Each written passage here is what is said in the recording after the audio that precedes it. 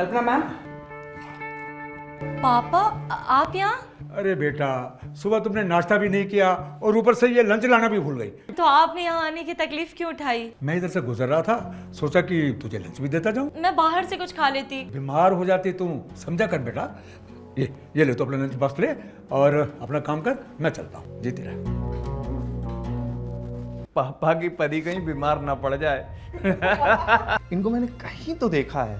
हाँ, ये 62 वाले मोड़ पे ई रिक्शा चलाते हैं। मुझे तो ये समझ नहीं आता, ये खुद जॉब करने के बावजूद अपने बाप से काम करवा रही है। कल्पना, जी सर। इधर आओ। आज तुम्हारे पापा ऑफिस में खाना देने आए थे? सर एक्चुअली मैं ना ब्रेकफास्ट करके नहीं आई थी और सर मैं लंच लाना भी भूल गई। अरे चिल करो, कल तुम अपना लंच बॉक्स फिर भूलने वाली हो। मतलब सर? हेलो तुम्हारा खाना ले आया हूँ, बाहर आकर ले जाओ। पापा, मैं कुछ ज़रूरी काम कर रही हूँ, आप प्लीज़ अंदर आ जाओ। अरे बेटा, क्या फोन ही काट दिया। ये खुद जॉब करने के बावजूद अपने बाप से काम करवा रही है। बेटा कल्पना, तुम्हारा लंच। थैंक यू पापा। अंकल जी नमस्ते। जीते रहो बेटा। मैं कल्पना का पिता हूँ, उसका लंच देने के लिए आया था। आपने बहुत अच्छा किया अंकल जी, मैं खुद आपसे मिलना चाह रहा था और मैं चाहता हूँ कि मेरा स्टाफ भी आपसे मिले।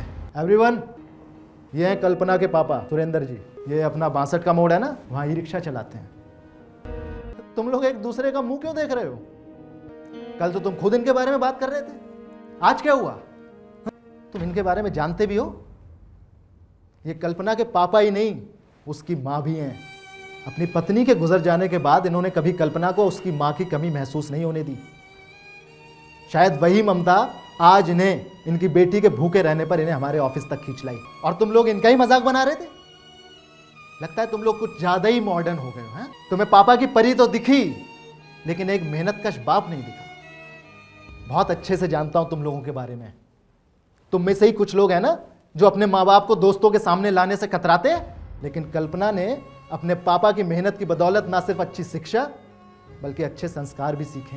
इसीलिए उसने तुम लोगों के इतना बोलने के बावजूद भी उसने तुम लोगों से कुछ नहीं बोला, क्योंकि तुम लोग उसके सीनियर हो सके तो कल्पना से कुछ सीखो और अंकल को सॉरी बोलो। कोई बात नहीं, जाने दो बेटा, जाने दो।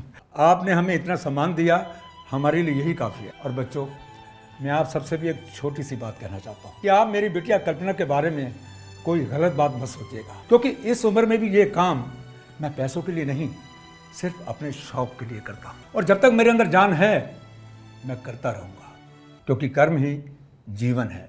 अच्छा बच्चों, राम राम।